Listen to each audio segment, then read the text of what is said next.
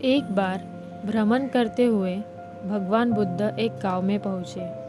वहाँ उनका प्रवचन सुनने लोगों की भीड़ लग गई। लोग ध्यान मग्न होकर उनका प्रवचन सुन रहे थे। भगवान बुद्ध उन्हें सहनशीलता और क्षमाशीलता का उपदेश दे रहे थे। वे बोले, क्रोध अग्नि है, ऐसी अग्नि जो न केवल दूसरों को जलाएगी बल्कि स्वयं को भी जलाकर राख कर देगी। इसलिए क्रोध को त्याग कर क्षमाशील और सहनशील बनो। प्रवचन सुनने वालों में एक क्रोधी व्यक्ति बैठा था। भगवान बुद्ध के वचन सुनकर उसका क्रोध बढ़ने लगा। वह उठ खड़ा हुआ और कर्कश स्वर में बोला, इतना पाखंडी भिक्षु मैंने आज तक नहीं देखा।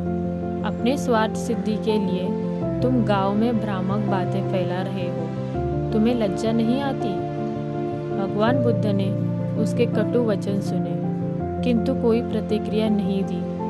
वे उतने ही शांत चित्त दिखाई दे रहे थे जितने पहले थे। ये देख क्रोधी व्यक्ति का क्रोध और बढ़ गया और वह भगवान बुद्ध के मुख पर थूक कर चला गया। भगवान बुद्ध तब भी शांत रहे। उन्होंने प्रवचन समाप्त किया और शिष्यों सहित दूसरे गांव की ओर चल पड़े।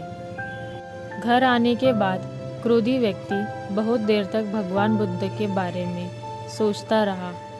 क्रोध में वह जाने क्या क्या उन्हें कह आया था, किंतु उन्होंने उसके विरुद्ध कंठ से एक शब्द भी नहीं निकाला। उसका क्रोध उतरने लगा और वह मन ही मन पछताने लगा। वह तत्काल उसी स्थान पर पहुंचा जहां भगवान बुद्ध प्रवचन दे रहे थे, मगर उसे उनके प्रस्थान की सूचना मिली। सारी रात वहां स्वयं को कोसता रहा।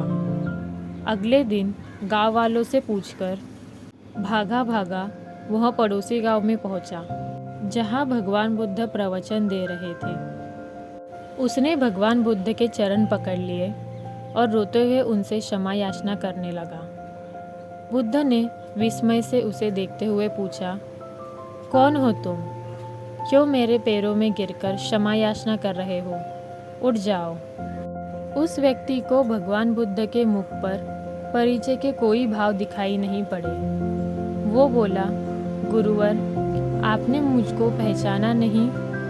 मैं वही व्यक्ति हूँ जिसने कल आपके साथ दुर्व्यवहार किया था। मैं आपसे क्षमा मांगने आया हूँ। भगवान बुद्ध ने शांति भाव से कहा, बंधु, जिस कल की तुम बात कर रहे हो वो बीत चुका है। मैं उस कल की सारी घटनाएं और बातें छोड़कर आगे बढ़ चुका हूँ। अब मैं वर्तमान में हूँ। तुम क्यों उस कल में ठहरे हुए हो? तुमने कल जो किया उसका पश्चाताप कर चुके हो। तुम्हारा हृदय शुद्ध हो चुका है। अब उन बातों को वही छोड़कर वर्तमान में आ जाओ और अच्छे कर्म करते हुए अपना वर्तमान सुधारो। क्यों बीती हुई बातें स्मरण करके अपना वर्तमान नष्ट करते हो? भगवान बुद्ध की बातें सुनकर उस व्यक्ति के नेत्रों से अश्रुधार बहने लगी।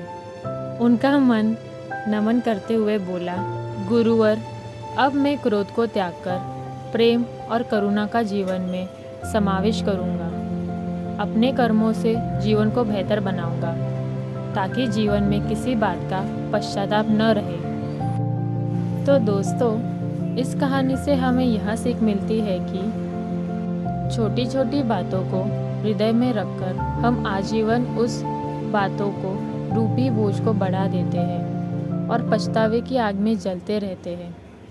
जो गलती हो गई उसे सुधारा नहीं जा सकता, इसलिए उसे दोबारा न दोहराने के संकल्प के साथ हमें जीवन में आगे बढ़ जाना चाहिए।